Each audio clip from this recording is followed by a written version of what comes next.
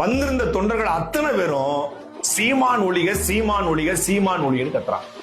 சீமான் ஒழிகன்னு கத்த வேண்டிய தேவையும் அவசியம் என்ன வந்திருக்குன்னா, அவன் தன்னுடைய எதிரியா பார்ப்பது அண்ணன் சீமான் அவர்களை. ஏன் அப்படின்னா, சீமான்ட்ட சித்தாந்தம் இருக்கு, இங்க சினிமா மட்டும்தான் இருக்கு. அப்போ சினிமாவா சித்தாந்தமா, ரசிக கூட்டமா லட்சிய கூட்டமா? நீ அணில், நான் புலி. புலி வேட்டைக்கு போகும்போது நரி அடிக்கும், ஓனாய் அடிக்கும், சென்னாய காட்டு விலங்கு அடிக்கும், அணில் அடிக்காது. நீ ஒரு என்டர்டைன்மெண்ட் பீஸ் சொல்லி இந்த கட்சியினுடைய இந்த கொள்கை கூமுட்டைகளை உடைச்சு சுக்கு சுக்கா போட்டாரு 5 நிமிஷத்துல. இவனுடைய கிட்டத்தட்ட 6 மாச ப்ராஜெக்ட தூக்கி மொத்தமா 5 நிமிஷத்துல அப்படின்னு ஊதி விட்டு போனதுனால 100 கோடிக்கு மாநாடு போட்டா கூட 10 லட்சம் ரூபாய்க்கு மீட்டிங் போட்டு சீமான் சோழியை முடிச்சு விட்டுவாரு அப்படின்னு தெரிஞ்சனால அண்ணன் சீமானுடைய 5 நிமிஷம் பேச்சுல ஒட்டுமொத்தமான தாவேக்க கும்பலும் ட்ரிகர் ஆயிட்டாங்க.